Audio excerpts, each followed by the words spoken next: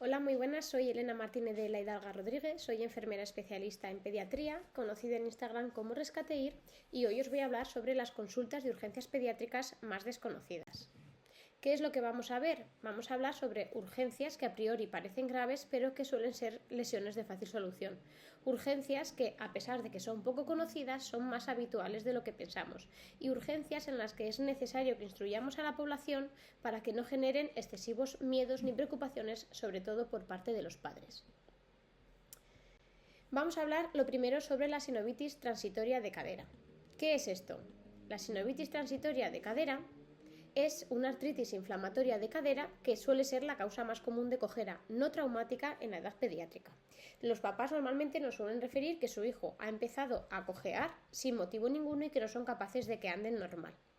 La etiología de esta patología es desconocida, se suele dar en varones de los 3 a los 10 años y suele ser unilateral. Solo el 5% de los casos afecta a las dos caderas.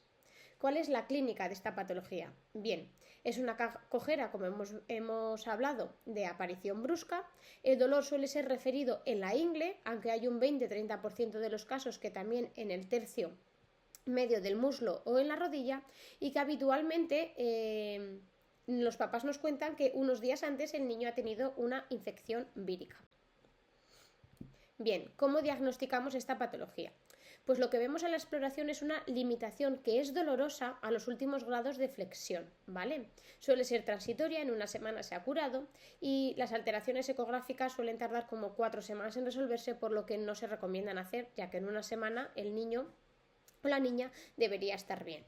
Hay que diferenciarlo muy bien de la artritis séptica, ya que en esta los síntomas son más intensos, suelen tener fiebre de 38,5 y hay un rechazo a caminar, y además el niño está afectado de manera general, ¿vale? ¿Cuál es el tratamiento de la sinovitis transitoria de cadera? Bien, como ya hemos dicho, va a curar en unos 7 o 10 días. El tratamiento es sintomático, ¿vale? Con AINES y reposo relativo. Y a las 48 o 72 horas la movilidad suele recuperarse, suele ser menos dolorosa. Por tanto, vamos a reevaluar a estos niños a esas 72 horas para ver si ya no les duele, y a los 7 días para ver que esté curado de manera completa. Otra patología de la que vamos a hablar es el codo de niñera. ¿Qué es esto? Bien, es una lesión leve del codo en la que hay una subluxación de la cabeza del radio, ¿vale? Hay una interposición del ligamento anular entre la porción anterior de la cabeza del radio y del cóndilo humeral. ¿Cuál es la etiología y la epidemiología? Bien, se ve que suele ser típico en menores de 4 años, ¿vale? Más típico en niñas y en el codo izquierdo. ¿Por qué? Porque los cuidadores son diestros. ¿Y qué tiene que ver esto? Bien, habitualmente esta patología sucede cuando un adulto ha tirado del brazo del niño, ¿vale? El niño va cogido de la manita del adulto y el adulto, para que no se caiga, tira de él. O a veces también cuando vamos caminando con los niños pequeños y les intentamos balancear, ¿vale? Por eso, como los cuidadores solemos ser diestros, el codo más habitual que se afecta es el izquierdo. Y puede ser recurrente, ¿vale? Hay unas tasas de recurrencia entre el 5 y el 40%. ¿Cuál es la clínica de esta patología? Bien, el niño no mueve el bracito que está afectado y el dolor no es importante, ¿vale? Cuando presionamos un poquito la cabeza del radio sí que le suele doler, pero si no, nos encontramos con una niña o un niño que lo que va a hacer va a ser tener el bracito así pegado al cuerpo y no lo va a mover. ¿Cómo vamos a diagnosticar esta patología? Bien, la posición que hemos comentado, el niño o niña mantiene el bracito pegado al cuerpo, algo flexionado, y en ocasiones lo sujeta así con el otro brazo, ¿vale? No presenta edema ni deformidad en el brazo, es incapaz de girar la muñeca para coger objetos. De hecho, muchas veces cuando los niños vienen con el bracito hacia urgencias, lo que hacemos es que choquen una mano, que choquen otra mano, pero con esta mano no van a poder, por lo que siempre van a chocar con la misma, ¿vale? Debemos explorar toda la extremidad, incluida la clavícula, porque no vaya a venir un problema desde más arriba, y las radiografías siempre son normales, por lo que no se hacen de rutina. ¿Cómo vamos a tratar esta patología? Lo que vamos a hacer es una reducción de la subluxación, ¿vale? Es una técnica muy rápida y muy fácil. Hay dos técnicas: la pronación forzada, que es esta que veis en pantalla, apretar la cabeza del radio y hacer una pronación forzada de la muñeca, o la supinación-flexión, que como veis aquí, yo os enseñaré un vídeo después, presionamos la cabeza del codo, flexionamos hacia abajo la muñeca, la supinamos la mano y hacemos una flexión forzada. Después de esto hay que comprobar que la movilidad activa de la articulación se produzca sin dolor, pues le damos un juguete, volvemos a intentar chocar la mano, y si no se consigue la reducción o han pasado más de 12 horas, habría que plantearse una inmovilización del brazo.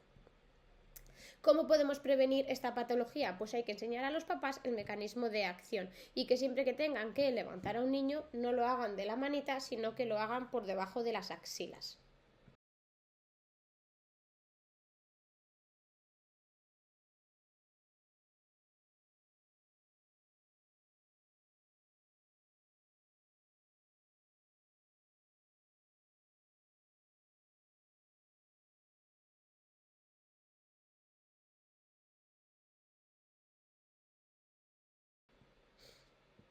Ahora vamos a hablar de otra patología y me gustaría que vierais este vídeo y me dijerais qué sucede aquí.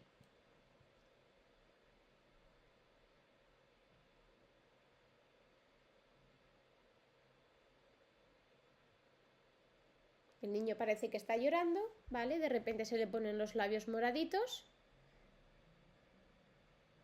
le da un espasmo.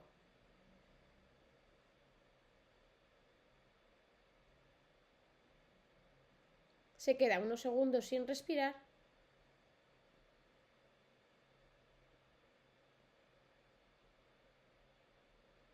y vuelve a reaccionar.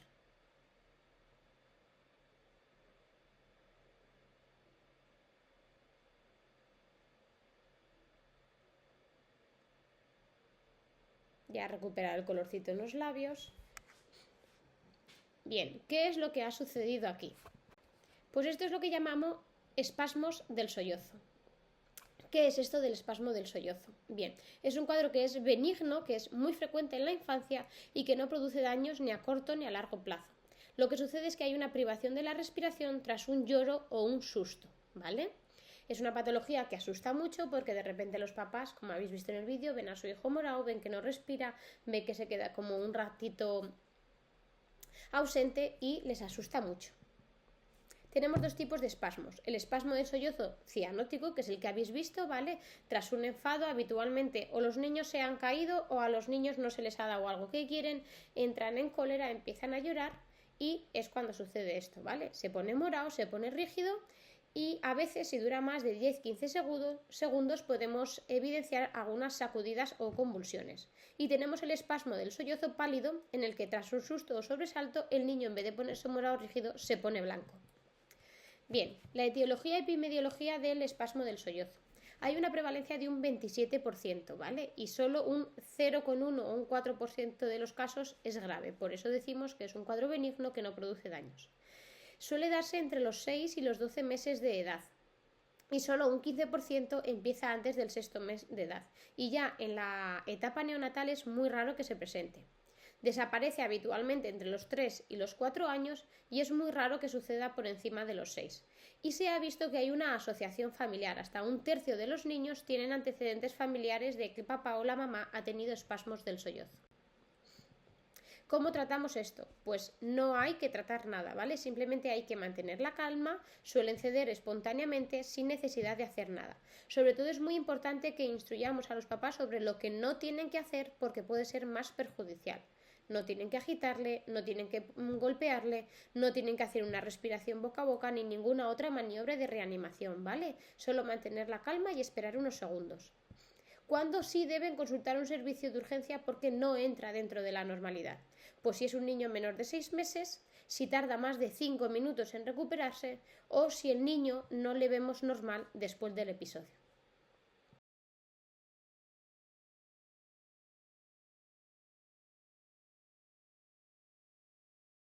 Las imágenes son el síndrome del torniquete por cabellos. ¿Qué es esto? Pues es que un cabello humano, habitualmente de la mamá, o una fibra sintética, ha rodeado el dedito del bebé y lo ha estrangulado, ¿vale? Pueden ser de las manos, pueden ser de los pies. Habitualmente más en los pies porque pasan más desapercibidos. Se da en lactantes menores de un año. La clínica es un llanto inconsolable sin causa aparente, el bebé no puede hablar, no puede decirnos que le duele y empieza a llorar y no sabemos por qué. ¿Cómo lo vamos a diagnosticar en urgencia? Pues simplemente revisando bien todo el cuerpo. Cuando vemos que no tiene fiebre, que no tiene infecciones de ningún tipo, revisando todo el cuerpo, vemos estos deditos que habéis visto en la imagen. ¿Cómo se trata? Bien, hay que desenrollar el cabello de la zona estrangulada lo más precozmente, ¿vale? Si lo vemos en casa, somos capaces a quitarlo, lo quitamos. Si no, en urgencias. Ahora, hay que tener mucho cuidado, hay que revisar bien los piececitos y las manitas de los bebés todos los días porque si no nos damos cuenta de esto, la zona se pone edematosa, incluso a veces el cabello se queda incrustado porque empieza a epitelizar la piel por encima del cabello, ¿vale? Necesitaremos que este bebé vaya a quirófano para quitar este pelo, esta fibra sintética, incluso con sedación. Aquí os dejo toda la bibliografía que he usado y muchísimas gracias.